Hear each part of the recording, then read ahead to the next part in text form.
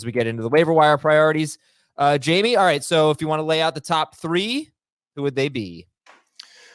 I'm going to go James Cook 1.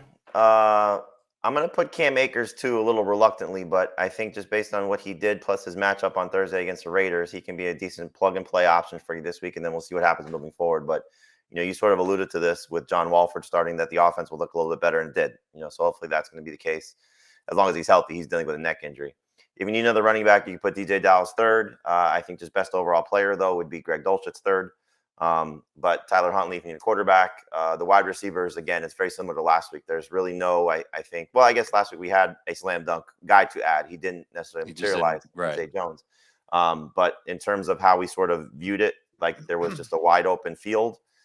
There's definitely a wide open field, but I'll put Nico Collins at the top just because Brandon Cook's banged up and he did get 10 targets. He's just getting a lot of opportunities. So hopefully it starts to translate into some bigger games. He did score a touchdown, but just not, a lot of other things on top of it, given 10 targets.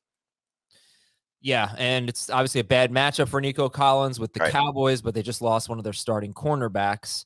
And I don't think he's going to get the shadow treatment from Trayvon Diggs the way we've seen Lazard and Jefferson and Michael Pittman get. So if you get another 10-target game, you could have a decent game from Nico Collins. So it was James Cook, Cam Akers, DJ Dallas with Greg Dulcich, Tyler Huntley, Nico Collins, depending on what you need. We are slightly lucky that the 6 teams that are on bye are not exactly offensive juggernauts. Dave, who are your top priorities this week?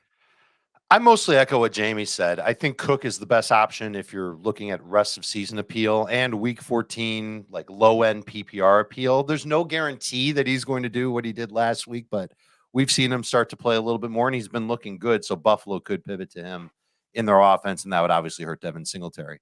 I would only take Akers ahead of Cook if it's a non-PPR league and you need to win with a running back this week, because that matchup against Las Vegas should be very good. Even I think Cam Akers can put up some good numbers in that matchup. I'm not sure about DJ Dallas, though, because he got banged up in the game. I don't know if he's a lock to play. And even if he does play, there are other running backs that could get into the mix, whether it's Homer or Tony Jones, that could take work away from DJ Dallas. So I'm probably not going to pick him up unless it's with my maybe 2nd or 3rd waiver claim. Agree with Jamie on Dulcich being at the top of the list of tight ends. Agree with Collins being at the top of the list of wide receiver. If I need a quarterback this week and I'm lucky to have Jared Goff on the waiver wire, I'm making a beeline for him. If I'm without a quarterback this week, or if I need a second guy, whatever the case may be, maybe I want to have a good backup quarterback for the playoff run. And there are some defenses out there that I think people should try and sink their teeth into. Oh, really? Because I thought it was a horrible week for DSTs. Let me tell you something. The Detroit Lions defense has been playing much better football over, I'd say, like the last 3 or 4 weeks. And they're not going to be my favorite choice to get because I like the Dolphins defense better. But I think that they could end up being pretty good and stymieing. They're not great. Neither one of them are great. But all right, look, let me start over. There are 4 DSTs that are widely rostered. You're going to have a hard time finding the Chiefs, Seahawks, Steelers, or Jets. Okay. So if you didn't do your homework and you didn't get a DST for week 14, here's what's left: Dolphins, Lions, Cardinals, Titans. And I look at the Chargers offense. I think they're a little misjointed right now. I look at the Vikings offense. They're pretty good, but the Lions defense has been good too. They've given you at least 10 fantasy points in 4 of their past 5 games. So they're not going to be like top 5 DSTs for me, but they're going to be ranked. They're going to be interesting options. So if you need a DST, those are 2 that you might be able to look for. Yeah, I'm crossing my fingers that the Steelers and the Chiefs are available. Of course. Yeah.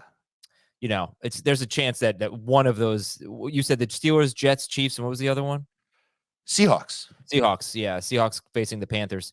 There's a chance that one of them could be available in your leagues. I don't know how I feel about the Jets against the Bills. They were really good against the Bills a few weeks ago, and they are very good, but it's not like I'm excited. They have at least 12 fantasy points in 7 of their past 9, 9 or more in 8 of their past 9.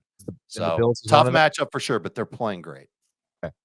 All right. So James Cook, would you say that James Cook, if you don't really need anyone for this week? Yes. I think you said it already, but just to reiterate, he's the guy to get. Yeah. The number 1 guy. Agree, Jamie? James Cook is the rest of season play? Depending on what you need, yes. Okay. I'll tell you one guy who has amazing matchups rest of season. It's just his production is so limited is Nico Collins.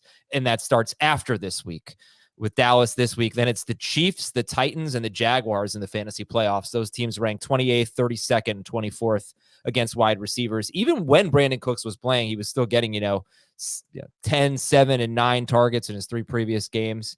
So look, he doesn't do much with the targets, but he's got amazing matchups after this week, Nico Collins.